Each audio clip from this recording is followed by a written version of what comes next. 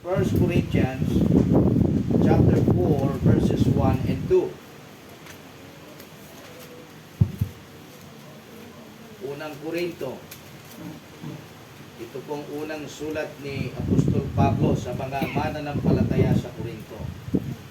At ito ang kanyang paalala ayon sa sulat. So kung nandiyan na po lahat, say amen. Amen. At ang sabi po ng salita ng Diyos, please follow me in your eyes. Sabi po ng verse 1, let a man so account of us as of the ministers of Christ. Namnamin po nating maigi yung talata, mga kapatid. And the stewards of the mysteries of God. Verse 2, moreover, it is required in stewards that a man be found faithful. Dakilang Ama na nasa langit, o Diyos na makapangyarihan sa lahat, God of Israel, patuloy Diyos na kami nagpupuri, nagpapasalamat sa iyo, at tunay Panginoon na ikaw ay sinasamba sa Espiritu at katotohanan. Salamat o Diyos sa inyo pong pag-iingat sa amin mula pa kaninang umaga hanggang sa mga oras na ito, Diyos, na kami dinako mo sa iyong bahay-sambahan, pinagkati po ng Diyos, at may pagkakataon na muli ay makapagbulay sa iyong mga salita. We pray, dear God, na patuloy Diyos na i-bless niyo po ang aming pag-aaral by the leading of your Holy Spirit, Panginoon, na siyang mag-guide sa amin. At dalangin po namin, Diyos, na patuloy din, na bigyan niyo po kami ng pangunawa upang nang sa ganun o Diyos ay amin pong lubos na maintindihan ang mga mensahe na amin pong maririnig sa gabing ito. At muli, Diyos, dalangin po namin na ang lahat na magaganap sa gabing ito ay mauwi po sa iyong kapurihan. Ito pong aming dalangin, in Jesus' mighty name we pray. Amen. Amen. You may be seated. At salamat sa ating Panginoon sapagkat may salita at Diyos na iniwanan sa atin dahil na tayo napapaalalahanan sa mga bagay-bagay, malagang bagay na dapat ay atin pong malaman bilang kanyang mga anak o bilang kanyang mga tagasunod. At dito po sa ating binasang talata, as we can see here, sabi ni Apostle Paul, let a man so account of us as of, take note, as of the ministers of Christ. Hayaan na ang bawat tao ay ibilang kami. So, sino ba si Apostle Paul? Siya po ay isang tagasunod ng ating Panginoong Jesucristo. Ganun ka rin. Amen, kapatid?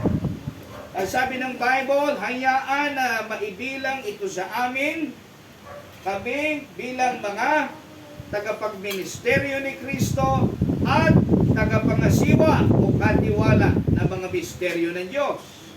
Hello, are you still with me? Kaya nga ngayong gabing ito, mga kapatid, no, ang layunin ng ating pag-aaral na ito ay ipaunawa po sa atin kung ano at sino ba talaga tayo bilang mga tinubos ng Diyos. Hello, are you still with me? Amen. No, bakit ka ba tinubos ng Diyos? Bakit ka ba iniligtas ng Panginoon? Diba? Kung quality ang pagbabasihan, mga kapatid, sasabihin ko sa inyo, bagsak po tayo pagdating sa quality. Amen? Pero ang basihan, mga kapatid, walang iba kundi yung kahabagan ng ating Panginoon. Yes. Sabi ng Bible, by the mercies of God, that ye present your bodies a living sacrifice. Amen? Holy, acceptable unto God, which is your reasonable service. So it is only by the mercies, amen, sa kahabagan ng Diyos na tayo ay binigyan ng pagkakataon na makapagministeryo sa gawain ng ating Panginoon. Amen? Na tayo ay makapangasiwa sa gawain ng ating Panginoon. Sapagkat kung tutuusin, mga kapatid, hindi po tayo karapat-dapat. Kaya nga po kung babasahin natin yung 1 Timothy chapter 1 verse 12, makikita po natin yung matinding gratitude ni Apostle Paul doon. Amen? Sapagkat siya pinili, no, ng Panginoon, inilagay sa ministry na able upang makapag-ministeryo sa gawain. Sabi niya nga, di ba, noong una ako ay isang masamang tao, di ba? Murderer, injurious person. Pero sabi ni Apostle Paul doon, salamat dahil itong mga bagay na ito ginawa ko out of ignorance. Amen? Out of unbelief. Are you still with me? Kaya sabi roon, no, look at, siguro mas maganda kung bubuksan po natin eh. Okay, pitin lang po natin yung ating text sa gabing ito at babalikan po natin yan. 1 Timothy chapter 1 verse 12. At yan na po ang lahat. Verse 12, sabi diyan, 2 Timothy rather. 2 Timothy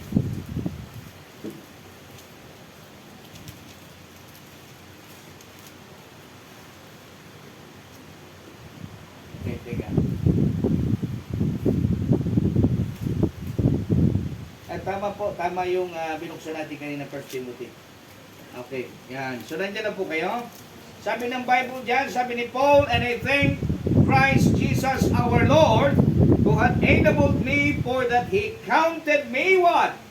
Yes, faithful, putting me in to the ministry.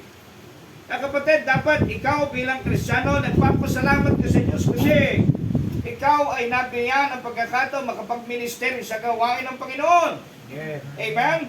Kaya nga sabi rito ni Apostle Paul, I thank Christ Jesus our Lord, who hath enabled me, for that He counted me faithful, putting me in to the ministry. Verse 13, who was before a blasphemer, amen? And a persecutor, and injurious. But, ano sabi ng Bible? I obtained what? Mercy. Amen? Yung sinasabi natin mga kapatid na kahabangan buhat sa Diyos. I obtained mercy because I did it ignorantly in unbelief. Kaya nga mga kapatid, sasabihin ko po sa inyo, wala namang issue sa nakaraan natin eh. Amen po ba? Kung sino tayo dati, alam kong lahat po tayo rito ay may mga bulok na nakaraan. Amen po ba? Pero salamat sa Diyos sapagkat tayo nagtamo ng kahabagan. Amen? Kagaya ni Apostle Paul na dahilan na tayo binilang bilang mga tagapagministeryo sa gawain ng Panginoon. Yun po yung sinabi ni Paul sa mga taga-Corinth. Amen? Nahayaan na maibilang kami bilang mga nagmiministeryo kay Kristo at tagapangasiwa ng kanyang mga misteryo. Amen? At ngayong gabing ito mga kapatid ay mahalaga na malaman po natin yung ating pong posisyon bilang isang mananampalataya. Kung ano ba talaga dapat ang trabaho natin o kung ano ba dapat talaga ang ating ginagawa bilang mga Kristiyano. Hello, are you still with me? No, hindi sapat kapatid na alam mo na Kristiyano ka. Amen? Dapat alam mo kung bakit ka Kristiyano. Amen. Amen po ba mga kapatid? Hindi sapat na alam mo na ikaw ay Kristiyano, ipinagmamalaki mo na Kristiyano ka, I am a born again, I am a Baptist Christian, pero hindi mo naman alam kung bakit ka talaga Baptist, hindi mo alam kung bakit ka Kristiyano. Amen? So sabi mo Kristiyano ka, ikaw ay Baptist, you're a Baptist Christian, pero pag Sunday wala ka sa church. Hello? Are you still with me? Yes. Wala ka ng prayer meeting. Hindi ka sumasama ng soul winning. Amen? Tapos sasabihin mo, you are a born again Christian. Hello? Mga kapatid, bilang mga manggagawa ng Panginoon, mahalaga na malaman po natin na tayo ay nire-required ng Diyos na masumpungan na nagtatapat sa kanyang gawa. Yes, amen. Yan ang sabi ng Bible. Moreover, it is required in His stewards that a man be found faithful. Yan ang sabi ng Bible. Kaya nga ngayong gabi, mga kapatid, ulitin ko pa layo ng pag-aaral na ito. Sa gabing ito ay ipaunawa sa atin kung anong asal ba dapat ang ating ipakita, no? Habang tayo po ay nagmi-ministeryo sa gawain ng Panginoon. At ang pangunahing makita po nating asal na dapat masumpungan sa atin bilang isang mananampalataya ay yung tinatawag pong katapatan. Amen? Dahil ang ating pong paksa sa gabing ito is about a faithful God that has a faithful servants. Amen? Ang Diyos ay tapat. Amen? Amen. Wala hong argumento roon, mga kapatid. No? At yung katapatan ng Diyos, mga kapatid, ay hayag sa ating buhay. Amen? Hayag sa ating buhay. Ito po ay nagmamanifest sa buhay ng bawat isa sa atin. At kapatid, ikaw mismo ang makapagsasabi niyan. Amen? Sa sarili mo kung ang Diyos ay tapat sa buhay mo. Hello, are you still with me? Diba?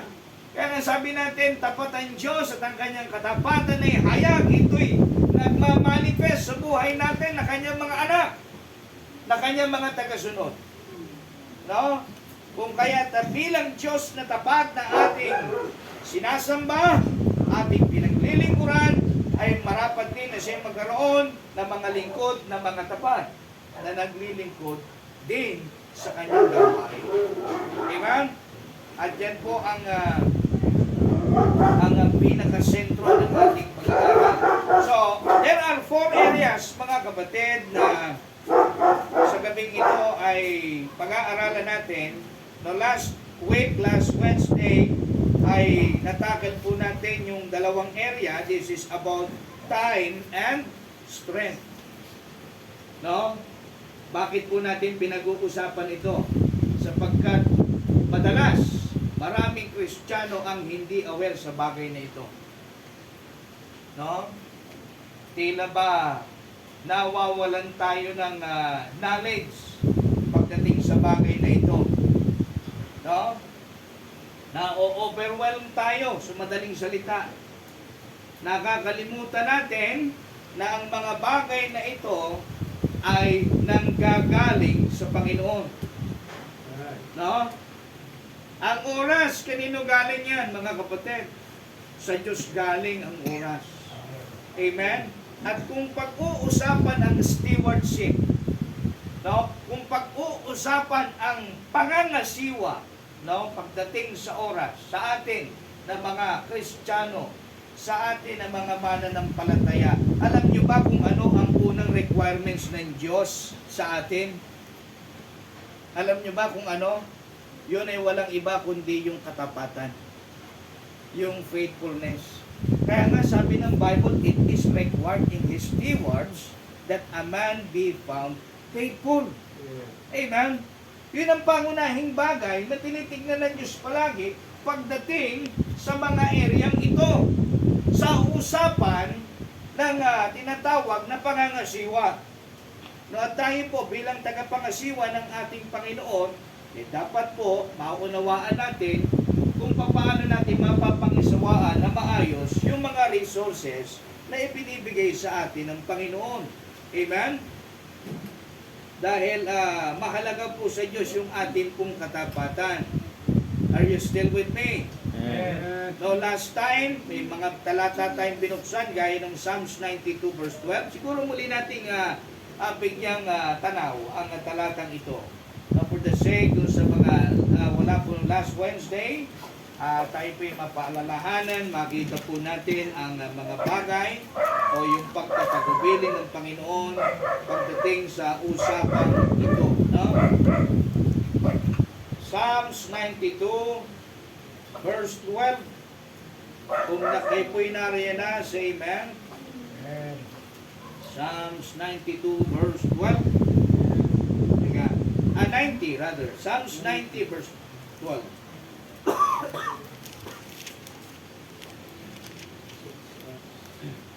Psalms 90 verse 12. Nakita po natin.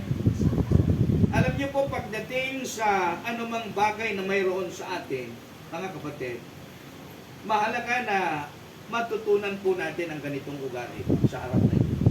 Look at verse 12. Sabi po ng Bible, so teach us to number our days. Amen? So that we may apply our hearts unto wisdom. Kaya mahalaga mga kapatid na tayo bilang Kristiyano ay matuto na i-acknowledge ang Diyos. Amen po ba? I-acknowledge ang Diyos sa lahat ng bagay na mayroon po tayo. Especially yung time. Amen? Yung oras. Bakit? Sa Diyos galing yan eh. Amen? Yung oras na ginagastos mo sa pag-aaral, yung oras na ginagastos mo sa pagtatrabaho, yung oras na ginagastos mo sa mga gala, di ba? Mga lakad mo, personal na layunin mo. Di ba galing sa Diyos yung oras na yan? Amen po ba? Oh, sa Diyos galing yan. Kaya nga sabi ng preaching, bakit pag soul winning, wala ka? Amen? Bakit pag prayer meeting, nasan ka? Hello? Are you still with me? Mahalaga ang time sa Diyos. Bakit? Siyang miyagda ng oras. Pagkatapos tayo na Kristiyano na inambunan lamang ng biyaya ng Diyos, ay ipagkakait sa Diyos yung biyaya na nanggaling pa rin sa Kanya. Amen po ba? Minsan na pagmamalian po natin mga kapatid, ang Diyos. Nakakalimutan natin na ang may akda ng lahat ay ang Diyos. Diba? Kagaya nga na sabi natin, natitigib yung puso natin. Na-overcharge. Natitigib ng katakawan, sabi ng Book of Matthew. No, nagiging matakot tayo at minsan, pati yung para sa Panginoon, hindi natin namamalayan, kinukuha na rin natin. Hindi ho ba mga kapatid? Kaya nga ngayong gabi, dito sa ating pag-aaral, pinapakita sa atin ang salita ng Diyos, kung papaano po tayo matututo, no, bilang kanyang mga anak, na magpasakop at magkaroon ng acknowledgement sa kanyang palagi. Kaya nga dito tingnan niyo po yung ugali ni David, no, sa harap ng Diyos. Kanyang sinabi, Panginoon, kami turuan mo kung papaano namin bibilangin ang aming mga araw. Amen? Alam niyo kung meron mang pinakamahusay na counselor, mga kapatid, walang iba kundi Diyos. Amen? Kaya nga sabi ng Bible, he that hearkeneth unto counsel is wise. Amen? Pero nasabi ng Bible, but foolish despiseth instruction. Amen? Oh, kaya nga po mga kapatid, mahalaga yung instruction, mahalaga yung counsel ng Diyos.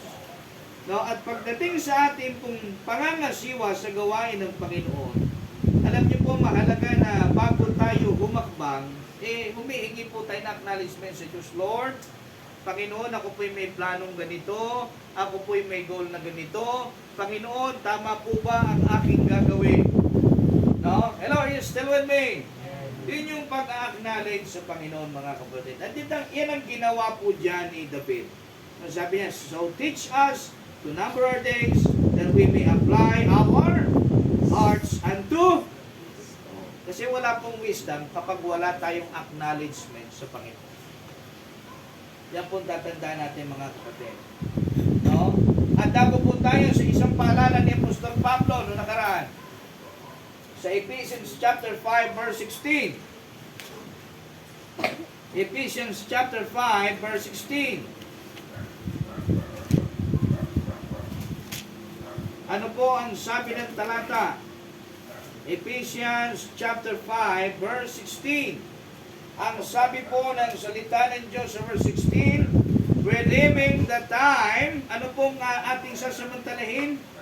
Ang oras. Amen? Redeeming the time because the days are evil. Amen? Pero mga kapatid, na nakakalungkot na tanawin sa panahon natin yan, makikita natin ang mga Kristiyano pa-relax na lang. Amen? Hindi na nag-aabala sa oras.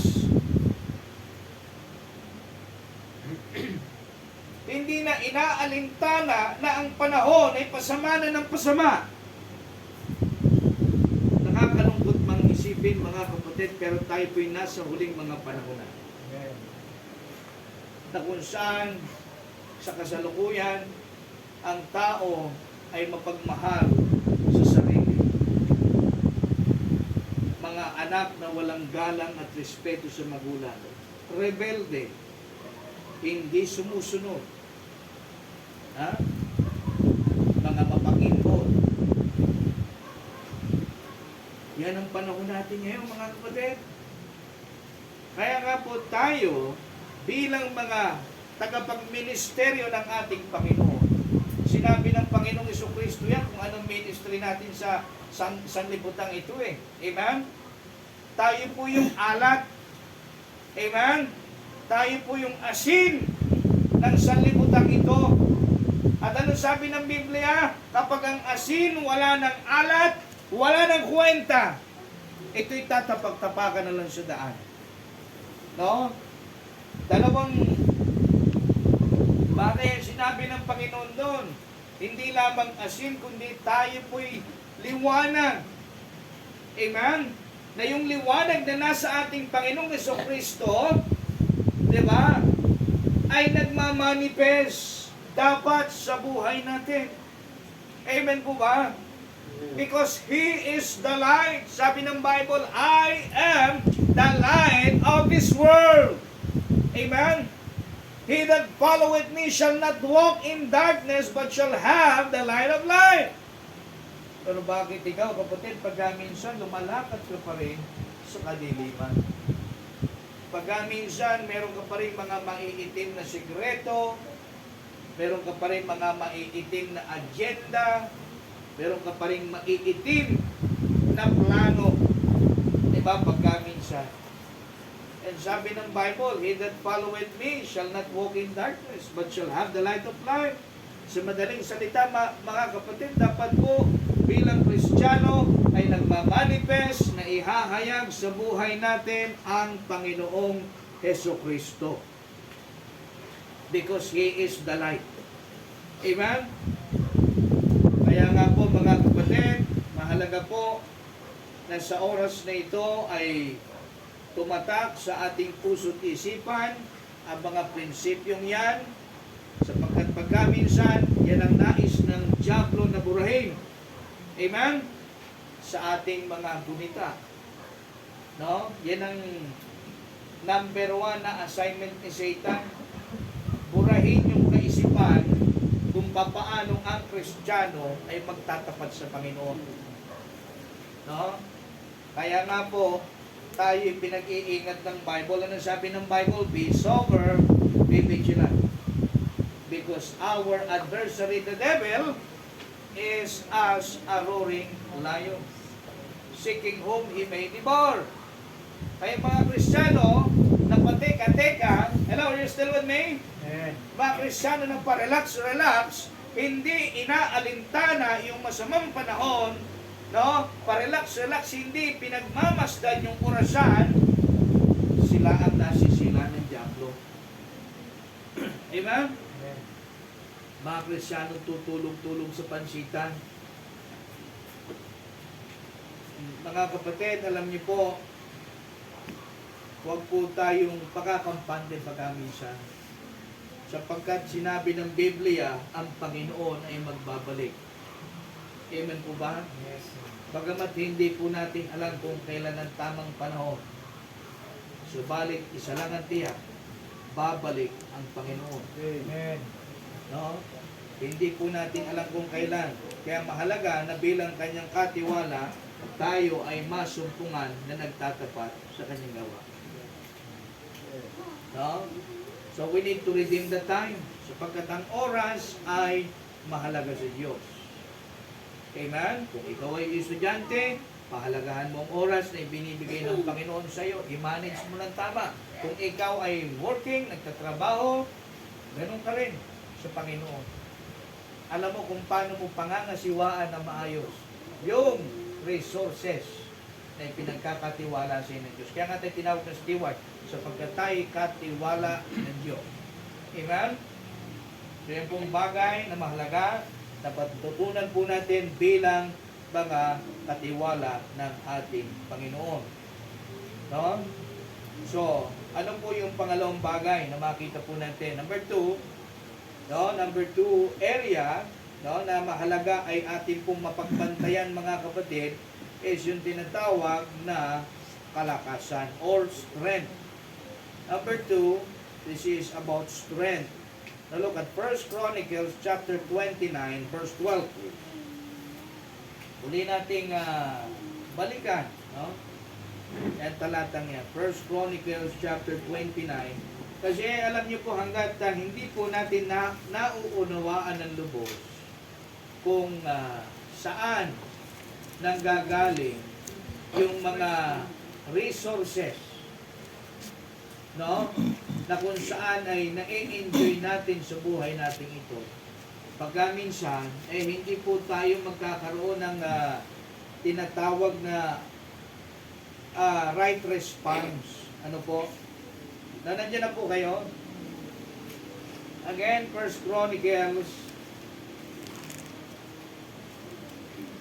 chapter 29 verse 12. Kahit po'y nariyan, say amen. Amen. Verse 12. Look at this. In verse 12, follow me in your eyes. Sabi po ng salita ng Diyos, both riches. See that? Riches and honor come of thee. Anyway, sino ba ang kausap ni David yan sa kanyang panalangin? Ang Panginoon. At ang sabi ni David, both riches and honor come of thee, and thou reignest over all. Tunay, isang tunay naman. And in thine hand is what? Power and might. And in thine hand it is to make great. Wow. And to give what? Strength unto all. Kaya, mga kapatid, mahalaga po na maging maliwanag sa atin na yung kalakasan na ngayon ay iyong taglay. Kalakasang iyong nagagamit sa paghahanap buhay, sa pagninegosyo, sa pag-aaral, o sa anumang ginagawa mo, yan ay galing sa Panginoon. Dapat mong malaman yan, kapatid. At yung kalakasang yan ay ibinigay sa atin ng Diyos na marapat lamang din na pangasiwaan natin ng wasto. Amen po ba? Pangasiwaan ng maayos, ng matapat, sapagkat yun ang hinihiling ng Diyos sa atin. Moreover, it is required in His stewards that a man be found faithful. Pagdating sa strength, mga kapatid, dapat wala tayong inaaksayang lakas. Amen? Yun ang dapat na atin pong bigyan ng pansin. No? Kasi ang problema sa atin, pagkaminsan bilang mga mananampalataya, marami tayong lakas na nauubos sa wala namang kabuluhang bagay. Amen po ba? Pero pagkaminsan pagdating sa Panginoon, lulugo-lugo na tayo. Diba? Wala na tayong sapat na lakas na maibigay para sa Panginoon. Diba? Kaya nga maraming Kristiyano sa panahon natin ngayon, kaya hindi nakakapagsimba, hindi nakakadalo ng mga gawain, ang katwiran ay puyat, katwiran ay pagod, katwiran ay may sakit. Diba? Hello, are you still with me? Amen. Ang tanong, mga kapatid, kasalanan ba ng Diyos? Diba? Na ikaw ay napagod sa mga bagay na yan. Ikaw ay napuyat sa mga bagay na yan. Ikaw ay nagkasakit sa mga bagay na yan. Huwag po natin kakalimutan na tayo ay katiwala ng Diyos. Amen. Ipinagkatiwala sa atin ng Diyos ang kalakasan. So meaning to say, tayo po ang magmamanage niya. Amen po ba? At kapag yung kalakasang yan ay na-dismanage, hindi ang Diyos ang may kasalanan. Tayo ang may kasalanan. So ito po ay nasa ating drive, mga kapatid. Hello, are you still with me? Diba? Mahalaga po na maunawaan natin ang bagay na ito. Sapagkat minsan, no, na pagmamalian po natin ang Diyos. Minsan nagagalit tayo sa pastor kapag ka nare-review, kapag ka napapaalalahanan sa bagay na ito. Di ba? Siyang tunay naman na talagang pagkaminsan tayo may kasalanan kung bakit nadi-dismanage yung kalakasan na binibigay sa atin ng Panginoon. No? Kaya nga po, sa atin pa rin ang balik, mga kapatid. Bakit? Sapagkat tayo ang katiwala ng Panginoon. Hello, are you still there? Tayo ang katiwala ng Diyos. Kaya kahit na anong mangyari, sa atin ang sisi. Kapag naging mainam naman ang lahat, no? Kapag naging maayos naman ang lahat, sa atin din ang yung tinatawag na papuri, di ba, ng Diyos. Sa atin din yung pagpapala na matatanggap buot sa Panginoon. Vice versa, mga kapatid. Kaya mahalaga na maunawaan po natin ang bagay na ito na pagkaminsan ay napagmamalian ng maraming mananampalataya. No? So, tayo po'y magpatuloy. Mga kapatid, maliwanag po tayo dyan. So, number 2, about strength. No? Tayo po'y katiwala ng Diyos. At bilang katiwala ay matutunan natin na tayo po'y mapagkatiwalaan pagdating sa mga bagay na ipinagkatiwala sa atin ng Panginoon. And number 3, this is about the ability. No? Time, strength, and ability. Number 3, ability. Look at 1 Peter chapter 4, verse 11, please. 1 Peter chapter 4, verse 11. Unang Pedro. Chapter 4, verse 11. Nandiyan na po kayo. Ano po ang sabi ng talata dyan sa verse 11? Please follow me your eyes. Sabi ng Bible, if any man wants, speak. Amen? Let him speak as the oracles of God. Napakaganda po ng bungad ng talata, mga kapatid. Kung ang sino mang tao ay nagsasalita, hayaan na ang kanyang sasabihin ay ang mga tawag yan, hayaan na ang kanyang pagsasalita ay maibilang bilang pagsasalita o bilang isang tagapagsalita ng Diyos. When we say oracle, it is what we call the a mouthpiece or spokesman of God. No, oracles of God. Now, sabi diyan, if any man what? Minister. No? Tinukoy po yung pagmiministeryo sa gawain. Ano sabi ng Bible? Let him take note of this. Let him do it as of the ability which God giveth. Amen? Nakita po natin, mga kapatid. Let him do it. Gawin natin ito o gawin ninyo yan. Sabi ng sulat ni Apostol Pedro sa mga mananampalataya, ayon sa inyong kakayanan na kung saan ay ibinigay sa inyo ng Diyos. That ano sabi yan? That God in all things may be what? Glorified through Jesus Christ, to whom be praise and dominion forever and ever. Amen. Napakaganda po, mga kapatid, ng talatang ito na makita po natin yung pagpapaalala ng salita ng Diyos sa atin, no? Na ano man ang ating gagawin ay gamitin natin yung abilidad na ipinagkaloob sa atin ng Diyos upang nang sa ganun, sabi yan, that God in all things may be glorified. Okay nga po, mga kapatid, tayo po ay binigyan ng Diyos ng abilidad, ng talento. Huwag po nating sayangin. Amen? Amen. Huwag po nating gugulin para lamang sa sanlibutan. No, naiintindihan ko pagka minsan may mga activities sa eskwelahan na kayo po ay kinakailangang ma-involve dahil yan ay parte ng inyong pakikibahagi bilang mag-aaral. Pero mahalagang maintindihan po natin, lalo na sa inyong mga kabataan, na mas mahalaga pa rin na yung abilidad na pinagkaloob sa atin din ng Diyos ay gamitin marapat sa Kanya rin. Amen po ba mga kapatid? Yung abilidad na taglay po natin. No? Marami kasi tayong abilidad eh. Amen po ba? Meron tinatawag na several abilities. May tinatawag ang Bible na several abilities.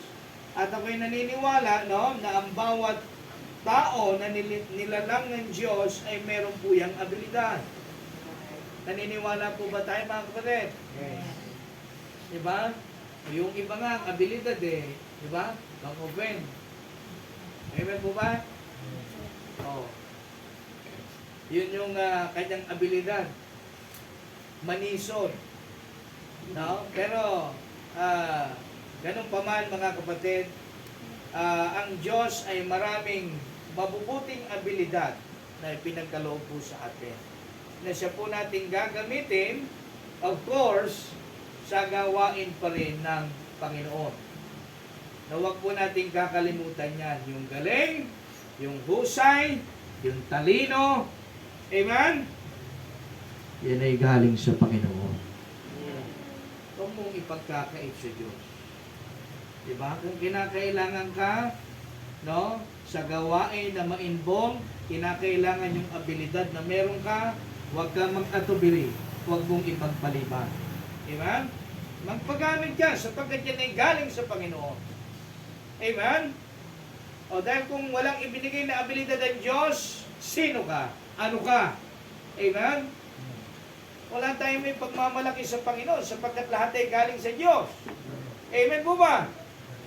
Okay, salamat. Marapat na pasalamatan natin ng Diyos sapagkat ang lahat ng meron tayo ay galing sa Diyos. Abilidad at husay, ang galing at talento. Kilalanin natin mga kapatid na yan ay galing sa Panginoon. At pagdating sa mga bagay na yan, huwag po nating dadayain ng Diyos. Pag sa ganitong bagay, ang galing mo, pag sa school, hyper ka, active ka, pero pagka sa church, hindi masumpungan yung pagiging active mo, yung iyong hyper, amen? Buti pa sa Facebook, active ka, pero sa church, hindi. Amen po ba? Amen. Oh, active ka palagi sa Messenger, sa YouTube, pero sa pagsagawain, hindi ka active. No, buti pa nga minsan yung vulkan, naka-active. Pero ang Kristyano pag minsan hindi active. Amen po ba? Eh, pastor, kasi lagi kami sinasabihan ng teacher namin, ganito, ganyan. Sinasabi ng pusay, kapag hindi pumasok na ganito, tatanggalin kami. Mga kapatid, kailangan mo nating manindigan para sa Panginoon. Amen po ba? Oh, mag-stand po tayo, amen? Ang bihira, buti pa yung katul may stand. Yung Kristyano, walang ka-stand-stand. Amen po ba? Diba? Oh, kita nyo diba? Ang katul may bote. Oh, katul may stand. Ibig sabihin tumitinding mag-isa. Dapat tayo rin mga kapatid, sapagkat tayo katiwala ng Diyos, matutunan po nating manindigan para sa Panginoon. No? So yan po mahalagang bagay na kung saan ay dapat po na ating pagtuunan ng pansin nang sa ganon ay ating pong mapagbantayan ang ating mga sarili at ating pong mapanatili ang maayos na pangangasiwa sa gawain ng Panginoon bilang kanyang mga katiwala. At panguling bagay mga kapatid, no, na kung saan ay yung tinatawag nating 4 area. Actually, ito yung resources na binigay sa atin lahat ng Panginoon. At nabanggit na rin ito last Sunday. Paulit-ulit. Number 4, this is about blessing. Now look at Psalms 116 verses 14 and 18. Psalms 116 verses 14 and 18. Naniniwala po tayo mga kapatid na anumang bagay na mayroon sa atin ay galing sa Panginoon. Amen. No? At wala pong maituturing na sa atin. Kaya nga sabi natin nung last Sunday, we are stewards of nothing, we are owners of nothing but stewards of everything. Amen? Sapagkat tayo po ay katiwala ng Diyos. Now, so, nandiyan na po ba kayo sa verse 14? Ano pong sabi ng verse 14? Napakaganda po ng sinabi niyan. Sabi ng Bible, no? Sabi niyan, I will pay my vows unto kanino? Unto the Lord. Amen? Now, in the presence of all His people. You see that? Oh, verse 18. Ano po sabi ng verse 18? I will pay my vows unto the Lord. Mga kapatid, inulit po ng Biblia. Now, in the presence of all His people. Alam niyo mga kapatid, ito po ay madalas na sinasabi sa atin na kapag ang isang talata ay madalas na inuulit sa Biblia, ay dapat po natin itong bigyan ng emphasis.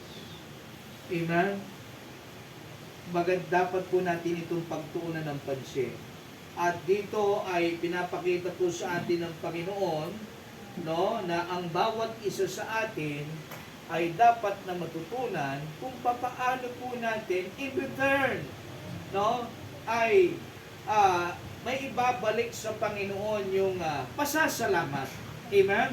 Kasi sabi rito, I will pay my vows. Ibig sabihin, kapag sinabing pay, babayaran. Amen? Tandaan po natin mga kapatid, ang Diyos po hindi nagpapabayad sa atin. Amen? Ang Diyos ay mayaman. Are you with me? Amen. Naniniwala po ba tayo ng pinaglilingkuran natin ng Diyos ay mayaman? O mayaman po siya. Hindi niya kailangan ng ating salapi. Hindi niya kailangan ng ating yaman. Sapagkat siya mayaman, He is the owner of all things. Amen? Oh, sa kanya lahat eh. Pero bakit ganitong ugali na mga tao rito, mga kapatid, sa panahon ni Haring David, no?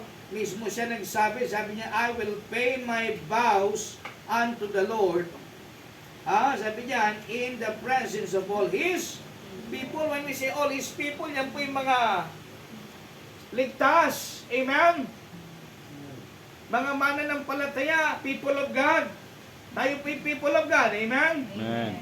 And sabi rito, I will pay my vows in the presence of all His people. Kaya nga po, di ba mga kapatid, every Sunday, no, tayo po'y galak na galak sa Panginoon kapag kalinggo, sapagkat darating ang oras na tayo po'y magkakaloob para sa Panginoon. We will pay our vows unto the Lord for all His goodness and mercies to us.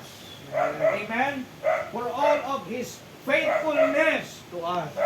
Tapat ang Diyos eh. Amen po ba? Dapat ang Diyos sa buhay natin mga kapatid. No, kaya out of the abundance of the heart, the mouth will speak it. Dahil yun ang laman ng puso ni David, lumalabas sa kanyang bibig, I will pay my vows unto the Lord. Amen? Mga kapatid, hindi ka naman nag-offering, hindi ka naman nagtatimes kay pastor. Amen? Sa Panginoon natin ibinibigay. Hello, are you still with me? Yes. Sa Panginoon. Dahil sa Panginoon yan eh. Yan pong ibig sabihin, pagdating sa blessing na pinagkakaloob, pinagkakatiwala sa atin ng Panginoon, maging katiwa-tiwala po tayo. No? Maging matapat na steward po tayo. Amen? Dahil kagaya nga po ng usapan natin nung linggo, pagka minsan, di nawiwindang ang Kristyano kapag pinagpapala na ng Panginoon. Kapag lumalaki na yung pagpapalang natatanggap, lumalaki na rin yung ulo. Amen po ba? kasabay ng paglaki ng blessing, lumalaki rin yung ulo. Diba? Imbis na yung puso ang lumaki, yung ulo ang lumalaki. Amen po ba? Amen. Eh, ang sabi ng Bible, di ba? Every man according as he purposeth in his heart, so let him give, not grudgingly or of necessity. Amen. For God loveth a cheerful giver. Amen.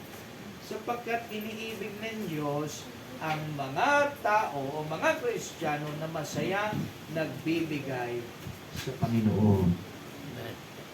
Kaya nga po mga kapatid, no? Mahalaga po na sa mga bagay na taglay po natin, no? Sa mga tinatawag na resources na mayroon po sa atin, ay matutunan po natin kung papaano maging tapat sa ating pangangasiwa sa Panginoon, sa gawain ng Panginoon. No? Dahil tayo po steward ng Diyos. Amen po ba? Kaya nga sabi ng ating pong teksto kanina, no? Sabi roon, hayaan na ang sino man ay may bilang kami bilang tagapagministeryo at tagapangasiwa sa gawain ng Panginoon. At ano sabi lang sa uling talata?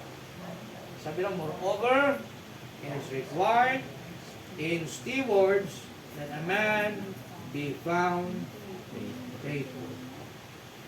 Are you stewards of God? Amen. Are you faithful? Be a faithful steward of God. And that is the title of our exhortation tonight, which is about a faithful God that has a faithful servant. Tayo pong lahat ay tumayo at manalangin sa